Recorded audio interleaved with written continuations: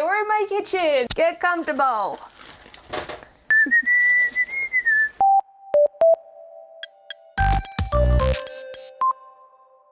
We're in my kitchen because this is where I make food, one of my favorite things in life. But in the past, I've had sort of a complicated relationship with food. When I was 17, I went on a diet. I said no cheese, no bread, no ice cream. Basically, all my favorite unhealthy things were off limits. I did it because I wanted to lose weight in time for summer. So I worked out a lot, and my body feels great working out. It was really my relationship with food and everything going on up here that was not good. I would weigh myself every day, obsess over love handles and thigh gaps and arm flaps. I remember this one time I went to my friend's house and they wanted to order pizza and I was like, yes, no! And I ate it and I felt terrible the next couple of days.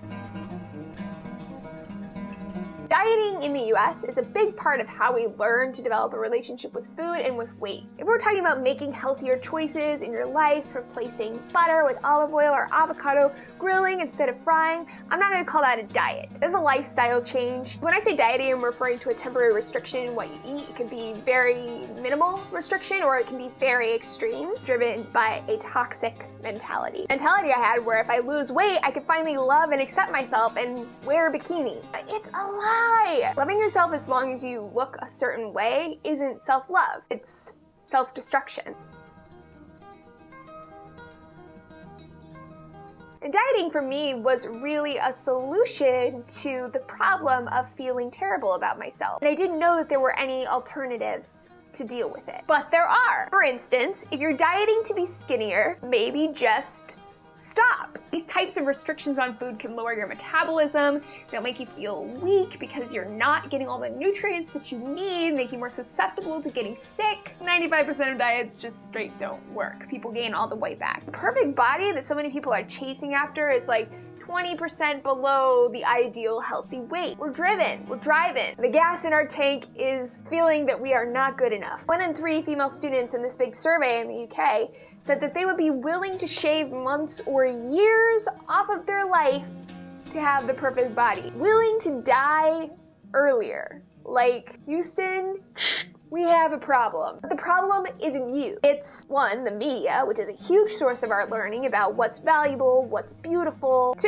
sexism. Women are socialized to constantly monitor their own bodies and to make sure that they don't take up too much space. 3, our social environment. Our friends and our parents' diet and body image issues like seep into our brain. And 4, the ginormous scam that is the diet industry. They actively work to make sure that in people's minds, weight loss is paired with things like, and now I can keep up with my kids, my job, the house. More feminine, more sexy, more energetic, and happier. Becoming more beautiful, becoming more desirable, a better girlfriend, a better person. Ugh. The diet industry collectively helps to create a false need and insecurity, and then offers you a false cure and makes $60 billion a year doing it. But here's the big fucking secret that jeopardizes their entire existence. You are good enough. You are good enough. The people's goodness, their value does not come down to their weight. You are a whole ass human being that is so much more than just a number. And that this drive, this cultural obsession with losing weight, even though we say it's about health, is indicative of a much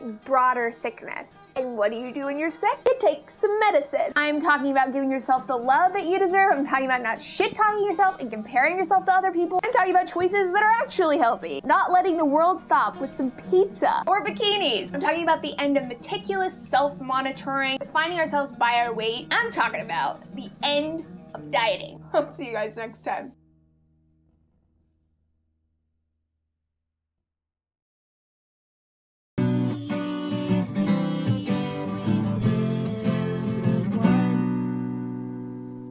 Except your mom. Oh. What?